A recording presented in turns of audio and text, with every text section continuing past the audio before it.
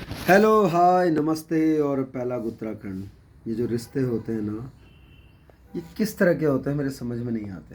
कहने का मतलब ये है, कभी कभी कुछ अपने कुछ दूर से दूर जाने लगते हैं या कुछ पराये से होने लगते हैं। और जो दूर के हैं हमें पता भी नहीं है, कुछ इत्तेफाक होता है कि हम मिलते हैं और उसके बाद कुछ ऐसा लगने लग जाता है कि ये तो अपने ही हैं। उनका मान सम्मान, वो उनका अपनापन, शायद यही तो है रिश्तों में। और मुझे लगता है कि एक जो ब्लड रिलेशन है, यानी कि खून के जो रिश्ते हैं, उसमें भी तो जब अपनापन हटने लग जाता है, क्योंकि खून तो वही है ना, अगर आप मानते हैं तो खून तो वही है, लेकिन उसके बाद हटता है तो क्या हटता है? अपनापन, प्रेम, है ना, स्वभाव, व्यवहार, वो चीज़ें हटने लग जाती हैं। और जब वही चीज़ें हटने लग जाती हैं तो शायद दूरियां आ जाती हैं। और वही चीज़ें जब कहीं और से मिलने लग जाती हैं तो शायद वो जो खून की बातें करते हैं हम, या खून के रिश्ते की बात करते हैं, वो रिश्ते भी तब शायद ऐसा लगता है कि बस अपने ही हैं, ये तो अपने ही हैं या अपने लिए ही बने हैं। ऐसे ही कुछ रिश्ते होते हैं, तभी तो शायद ज़िंदगी इतनी सुहानी होती है, तभी तो शायद जीवन बहुत सुहाना सा लगने लगता है।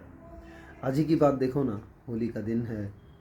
सुबह से पानी में खेल रहा था और उसके बाद खेलने के बाद में पूरा लथपथ होने के बाद कम से कम मुझे लग रहा है कि अभी बज रहे हैं 3, यानी कि 1:30 या 2 बजे के आसपास पूरा नहा धो के आराम कर रहा था। लेकिन तब तक एक कॉल आता है कि मैं आ रहा हूँ आधे घंटे में, और उसके बाद में मुझे होली खेलना है, मुझे सर के साथ होली खेलनी है। तो मैंने कहा कि अब तो नहा चुके हैं, हालांकि अंदर आराम कर रहा था। फिर मैंने आवाज़ सुनी सोहन भैया की। अब आप बोलोगे सोहन भैया कौन है भाई? सोहन भैया वो हैं, वो मज़दूर हैं जिन्होंने हमारा मकान बनाया, पिछला मतलब जो मकान है देहरादून में वो बनाया। और उसके बाद में तब से शायद मैं ज़्यादा मिलता भी नहीं हूँ, मैं कभी ज़्यादा जाता नहीं, बालक जाती रहती है यानी कि वाइफ। वो अभी मेरे जो साले हैं उनका मकान बना रहे हैं, ब्रदर इन लॉ का, छोटे वाले। और बोला मैं तो आज सर के साथ होली खेलूँगा और ज़बरदस्त होली खेलूँगा, होली खेल कर ही मानूँगा तब जाऊँगा। कुछ खाने का भी बना उना के लेके आए। और उसके बाद में मैं सो रहा था, मैं उठकर बाहर आया। मैंने कहा यार, जब कोई इतना बोल रहा है, चाहता तो नहीं भी आ सकता था, लेकिन ऐसा कुछ नहीं है, ऐसा चाहना तो फिर क्या है, जो कोई इतना मानता है तो बाहर आया। मैंने कहा लो लगाओ आप रंग जितना लगाना है।